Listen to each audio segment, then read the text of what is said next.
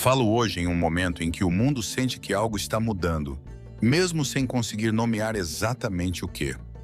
As antigas certezas já não organizam o sistema internacional, os velhos centros de decisão já não controlam o ritmo dos acontecimentos e a linguagem da força perdeu a capacidade de impor silêncio. O que vemos é um planeta que exige equilíbrio, respeito e uma nova arquitetura de poder.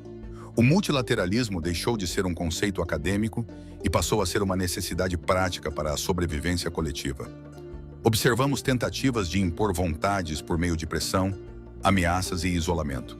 Esse método gera ruído, instabilidade e desconfiança. Ele não constrói pontes, apenas aprofunda fissuras. A Rússia enxerga com clareza que a segurança global não pode ser baseada na humilhação de nações, nem na ideia de que alguns poucos têm o direito de decidir pelos demais. O mundo já pagou caro por esse tipo de lógica e continua pagando quando ela é repetida. É por isso que defendemos um sistema internacional em que as vozes do Sul Global tenham peso real, em que África, América Latina e Ásia não sejam tratadas como áreas de influência, mas como polos de decisão. Essa transição está em curso, gostem ou não. Ela acontece nos acordos comerciais, nas novas rotas logísticas, nos fóruns multilaterais e na cooperação tecnológica. A Rússia participa desse processo com consciência histórica e responsabilidade estratégica.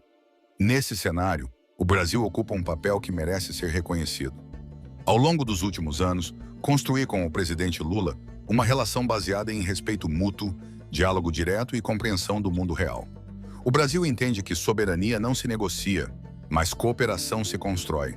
Essa postura tem permitido ao país dialogar com diferentes blocos, reduzir tensões e abrir caminhos onde antes existiam muros.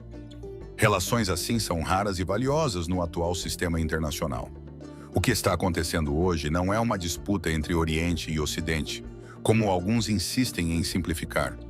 Trata-se de uma disputa entre dois modelos de mundo. Um modelo que tenta preservar privilégios por meio da coerção e outro que busca equilíbrio por meio da negociação. A Rússia escolheu o segundo caminho. Isso exige paciência, firmeza e a disposição de dialogar até mesmo em ambientes hostis. Exige também parceiros que compreendam a complexidade do momento histórico. Vemos a Europa em um processo de reavaliação profunda, pressionada por crises energéticas, econômicas e políticas. Vemos os Estados Unidos enfrentando dilemas internos que se refletem em sua política externa. Vemos países médios ganhando protagonismo e recusando papéis subordinados.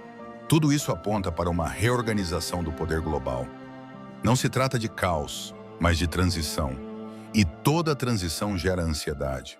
A Rússia não busca conflito permanente, busca previsibilidade, segurança e respeito às regras acordadas coletivamente.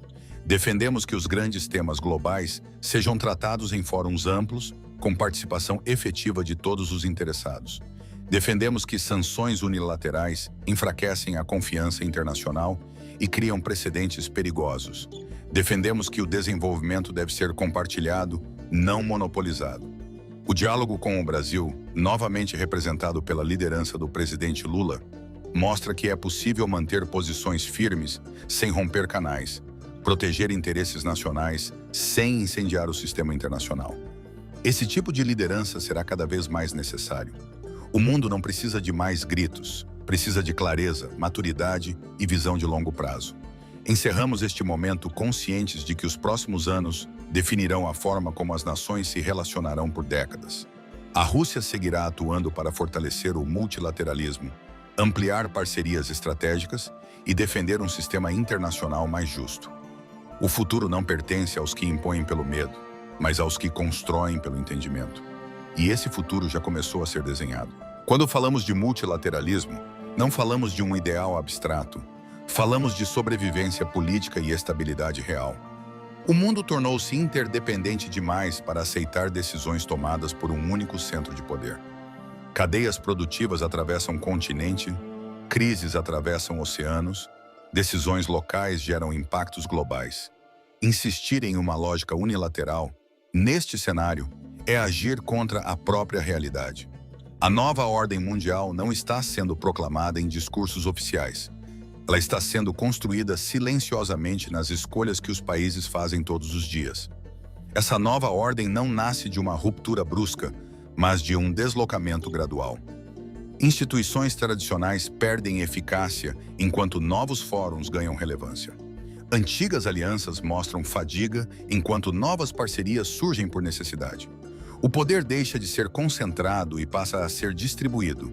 Isso incomoda aqueles que se acostumaram a mandar, mas fortalece aqueles que sempre foram obrigados a obedecer. O multilateralismo não elimina conflitos, mas cria mecanismos para administrá-los sem destruição. A Rússia compreende que o equilíbrio global exige reconhecimento mútuo de interesses. Não existe estabilidade duradoura quando um país é tratado como problema e outro como solução automática. A nova ordem mundial exige diálogo entre diferentes modelos políticos, econômicos e culturais. Exige pragmatismo, não ideologia. Exige respeito à soberania e rejeição à interferência disfarçada de moralidade. Essa é a base de um sistema internacional funcional. O Sul global ocupa hoje um espaço que lhe foi negado por décadas. Países que antes apenas forneciam matérias-primas agora discutem tecnologia, energia, finanças e governança global. Esse movimento não é uma ameaça, é uma correção histórica. A Rússia apoia esse processo porque entende que um mundo mais equilibrado é também um mundo mais previsível. E previsibilidade é a verdadeira base da segurança internacional. A chamada nova ordem mundial não significa substituição de um império por outro. Significa o fim da ideia de império como modelo viável. Significa aceitar que nenhum país, por mais poderoso que seja, consegue controlar sozinho os rumos do planeta. Significa cooperação estratégica, acordos regionais fortes e respeito às diferenças. Quem insiste em liderar pelo medo, acabará isolado. Quem lidera pelo diálogo, constrói alianças duráveis. Seguiremos defendendo um sistema internacional onde decisões sejam tomadas em mesas de negociação, não em comunicados de ameaça, onde economias se complementem em vez de se sabotarem, onde a segurança seja coletiva, não seletiva. A nova ordem mundial já está em movimento, e aqueles que tentam impedi-la apenas confirmam sua inevitabilidade. O futuro pertence aos que compreendem o tempo em que vivem e agem com responsabilidade diante dele. Essa transformação do sistema internacional não acontece por idealismo, acontece por esgotamento.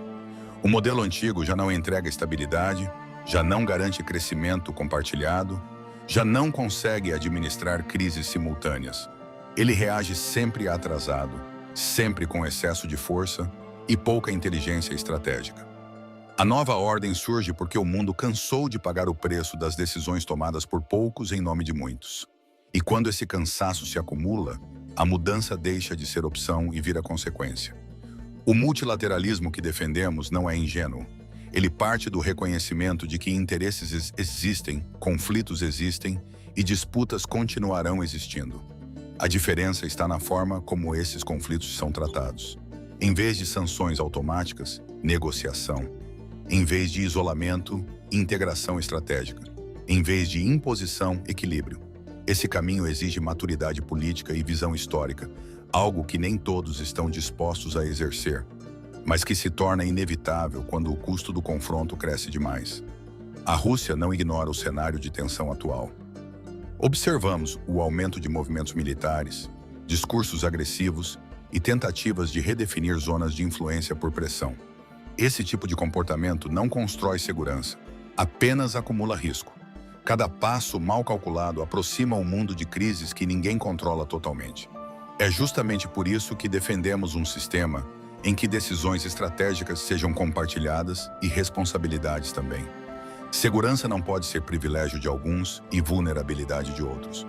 O papel dos países emergentes nesse processo é central. Eles trazem pragmatismo, experiência de adaptação e uma leitura menos ideológica do poder. Não carregam o peso de impérios passados, nem a ilusão de controle absoluto. Carregam a urgência do desenvolvimento e a necessidade de estabilidade. Essa combinação redefine o jogo global. E quem ignora esse movimento acaba falando sozinho em fóruns cada vez menos relevantes. A nova ordem mundial será menos previsível para quem se acostumou a mandar e mais previsível para quem sempre teve de se adaptar. Ela redistribui riscos, oportunidades e responsabilidades, Não elimina lideranças, mas exige líderes capazes de ouvir, negociar e construir consensos reais. A era do comando unilateral perde espaço para a era da coordenação estratégica. Esse é o verdadeiro ponto de inflexão do nosso tempo. Seguiremos defendendo um mundo onde acordos sejam respeitados, onde a soberania seja tratada como princípio e não como retórica conveniente, onde o desenvolvimento seja visto como fator de estabilidade e não como ameaça. A Rússia continuará dialogando com parceiros dispostos a construir esse equilíbrio, ampliando cooperação econômica, tecnológica e diplomática. O futuro não será moldado por quem grita mais alto, mas por quem entende melhor a complexidade do mundo que está surgindo. Вместе с военным ведомством, силовым блоком, все это продумать обязательно и как можно быстрее внедрять.